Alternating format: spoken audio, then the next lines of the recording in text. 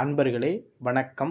நாம் இன்னைக்கு வீடியோ பதிவில் எதை பற்றி நம்ம பார்க்க போகிறோம் அப்படின்னா, பத்திரகாளியோட எந்திரத்தை வச்சு வீட்டில் எப்படி வழிபடுறது அப்படிங்கிற முறையை பற்றி தான் நம்ம இன்னைக்கு வீடியோ பதிவில் முழுமையாக நம்ம பார்க்க போகிறோம்.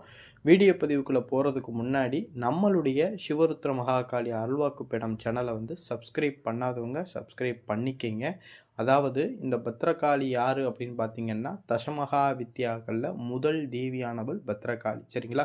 தசமகா வித்யானா 10 விதமான வித்யாக்கள் இருக்காங்க. சரிங்களா? இந்த 10 விதமான தேவிகளையுமே இந்த எந்திரத்தை வச்சு வணங்குறவங்களுக்கு 10 விதமான தேவியோடைய அருளையுமே கிடைச்சதுக்கு சமம். சரிங்களா? 10 விதமான தேவியை வணங்கினதுக்கும் சமம். அவங்களுடைய அருள் 10 விதமான தேவிகளுடைய அருளுமே கிடைக்கும். சரிங்களா? இதை யாரை மையமாக வச்சு பண்ணியிருக்கோம் அப்படின்னா, பத்திரகாளியை மையமாக நம்ம வச்சு பண்ணியிருக்கோம். சரிங்களா?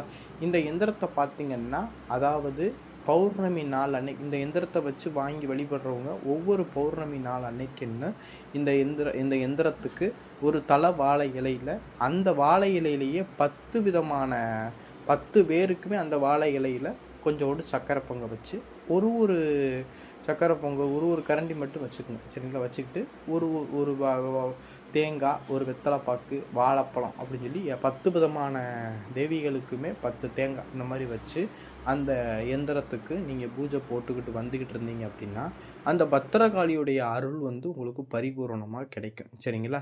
இந்த ஸ்க்ரீனில் இன்றைக்கி பார்க்குற வீடியோ தான் என்னென்னு வச்சுக்கோங்க, பத்திரகாளி எந்திரம். நான் அதை எப்படி பூஜை பண்ணணும், அதுக்கு எப்படி படையல் போடணும் அப்படிங்கிற முறையும் உங்களுக்கு ஸ்க்ரீனில் நான் கொடுத்துருக்கேன், பார்த்து தெரிஞ்சுக்கங்க.